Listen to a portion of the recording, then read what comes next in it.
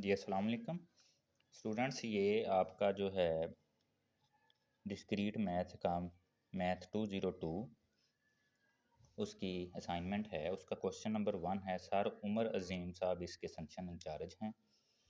तो उनका question number 1 है, use samples to write the logic form of each arguments given below and then use a truth table to test the argument of validity. आपने samples को logic samples को use करते हुए arguments को देखना है जो नीचे दिए गए हैं, अभी मैं समझाता हूँ, और उनके ज़रिए आपने ट्रूथ टेबल जो है ड्रा करना है और एंड पे आपने बतानी है कि उस ट्रूथ टेबल की वैलिडिटी क्या है, आया कि वो वैलिड है या नॉन वैलिड है।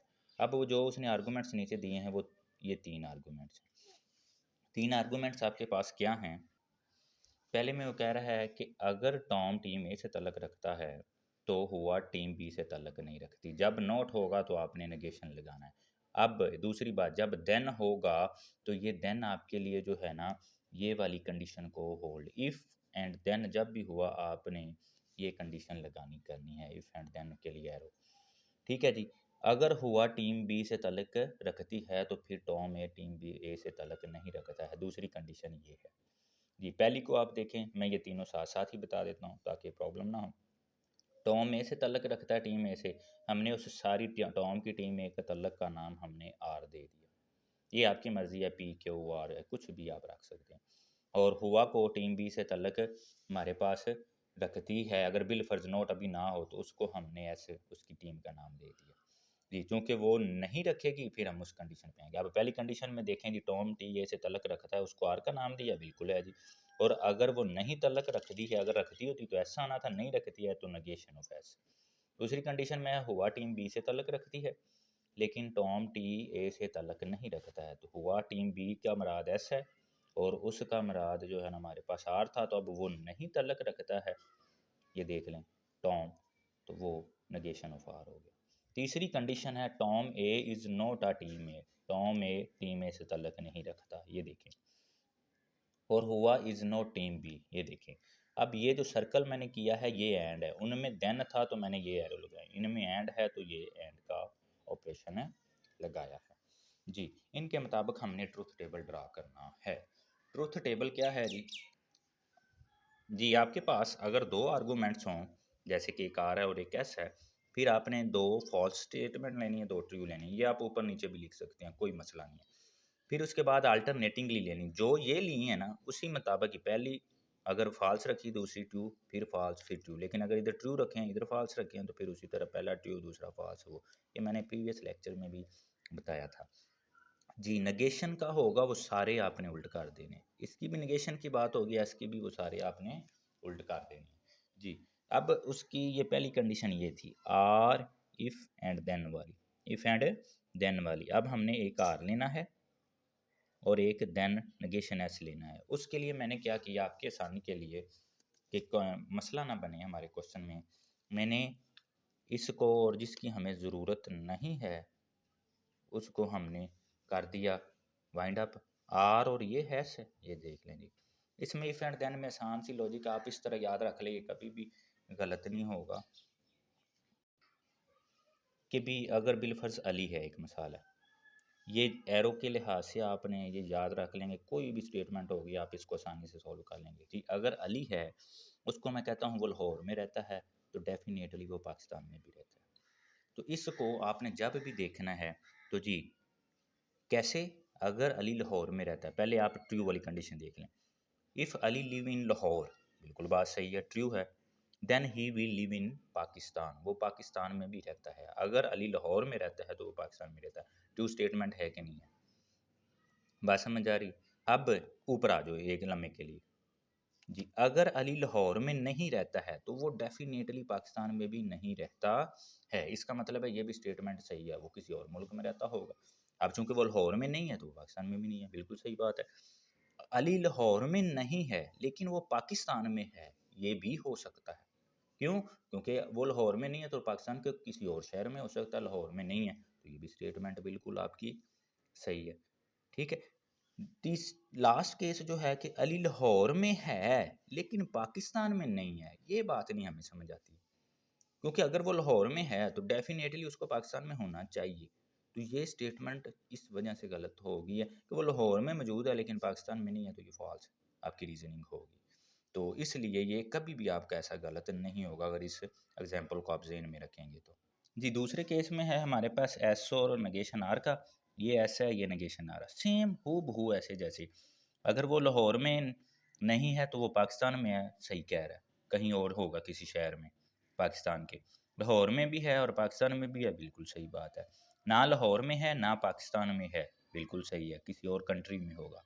लाहौर में है लेकिन पाकिस्तान में नहीं है, गलत बात है। जैसे ये सारी स्टेटमेंट आप देख लो वैसे ही बनेगी। जी थर्ड ऑप्शन है, ये भी हो गया हमारे पास। थर्ड एज नेगेशन आर और नेगेशन एस।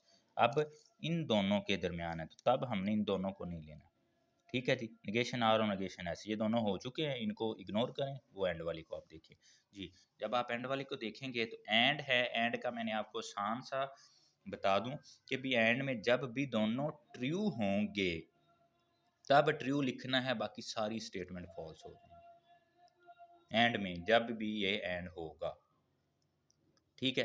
तो मैं बच्चों को समझाने के लिए कहता हूँ तो आप ऐसे समझ लो कि भी जैसे उसके ये नीचे को मुंह है तो वो नीचे को आप दोनों मौजूद होंगे, ये भी मौजूद होगा ये भी मौजूद होगा, तो फिर आपका ट्रू आएगा, अदरवाइज ट्रू नहीं आएगा। कि भी ये भी ट्रू हो ये भी ट्रू हो तो ट्रू, अदरवाइज एक है एक नहीं है, ये नहीं है तो फॉल्स स्टेटमेंट। ये इससे आप एक ऐसे समझ लें कि भी थोड़ा सा तुक्के के तौर पे या थोड़ा सा ना, ये कभी भी गलत नहीं होगा, आपको एक हिंट बता रहा हूँ। तो जी ये, अब उसमें जब हम अपने आंसर पे आए तो उसने कहा था वैलिडिटी चेक करनी है। वैलिडिटी चेक करने के लिए आपने जो जो तीनों रिजल्ट थे उनको देखना है। ये जो कंडीशन थी ये कंडीशन थी ये, अगर तीनों स्टेटमेंट्स ट्रू हैं तो वो टिटोलॉजी स्टेटमेंट होती है, टिटोलॉजी स्टेटमेंट होती है, ठीक है जी। तो अब अगर ये तीनों ट्रू होंगी तो ये वैलिड हो जाएगी, उनमें से कोई एक भी ट्रू ना हुई तो इनवैलिड हो जाएगी। जैसे इसमें है दो ट्रू हैं एक फॉल्स है तो इनवैलिड होगी, और जब डेफिनेटली तीनों फॉल्स हैं तो वो भी इनवैलिड ही हमारे पास होगी। जी ये था आपका पहला क्वेश्चन। तो इसी तरह दूसरा क्वेश्चन है जी। जी ये है आपका दूसरा क्वेश्चन। दूसरे क्वेश्चन में क्या है हमारे पास,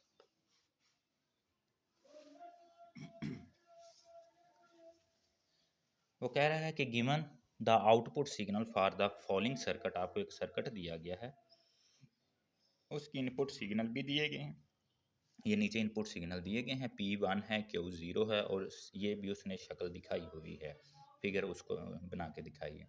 तो आपने इसका आउटपुट निकालनी है, एंड वाली ये सारी जो R है, ये R उसकी आउटपुट है, ये आपने निकालनी है। ये जो R दिया गया है ये आउटपुट है, ठीक है जी। ये हम इंशाल्लाह निकालते हैं अभी। ये कैसे है जी, आपने उसको एक स्टेटमेंट पी दी गई, दूसरी क्यू दी गई है, ये सारी फिगर मैंने दोबारा ड्रा की, पी है जी, क्यू है, ये आपका आर ऑपरेटर होता है, ये नोट होता है अगर इसके आगे ये लगे जाए, ये गोल सा हो तो ये एंड ऑपरेटर होता है। अब जब पी और क्यू की इनपुट जब आर ऑपरेटर में जाएगी तो पी आर क्यू बन गया, क्योंकि ये खुद आर है तो आर ऑपरेटर बन जाएगा, ये आर का सैम्बल होता है। आपको पता होना चाहिए जी, ये सैम्बल और का है, ये सैम्बल एंड का है जी, और ये आपका सैंबल जब भी होगा किसी इसके आगे बबल लगा होगा ये नोट का होगा, ठीक है जी। या नेगेशन उसको कह सकते हैं जी, आपने ये लगा देना जिसके आगे भी हो, क्यों हुआ क्यों के पी है तो पी के जी, ये था। अब क्या है, पी और क्यू आर के साथ है तो पी आर बन गया। अगर क्यू इधर तक क्यू थी लेकिन जब इसमें से गुजरेगी तो क्यू नॉट हो जाएगी, क्योंकि नॉट ऑपरेटर लगा, नॉट क्यू, तो वो आया उसकी आउटपुट। इधर से इसकी पी आर क्यू की है, ये देख लो पी आर क्यू है, इधर से क्यू है, ये दोनों एंड में गए तो पी आर क्यू भी उसी तरह, और नेगेशन क्यू भी एंड में गए हैं तो एंड का सैंपल आपके पास आ गया। तो ये बिल्कुल आसान सी लॉजिक ऑपरेटर था जो कि आपका था जी। ये उम्मीद है कि जी आपको क्वेश्चन समझ आ गए होंगे। अगर कोई बात रह गई हो या कुछ प्रॉब्लम हो या नेक्स्ट कोई असाइनमेंट हो तो आप कमेंट बॉक्स में बताइएगा। हमारे ग्रुप को चैनल को हमारे को सब्सक्राइब कीजिएगा, लाइक कीजिएगा। मज़ीद आपको ऐसी वीडियोज़ और आपके क्वेश्चंस का सलूशन हम इंशाल्लाह प्रोवाइड किया करेंगे। अस्सलाम वालेकुम जी, अपना अच्छे से ख्याल रखिएगा।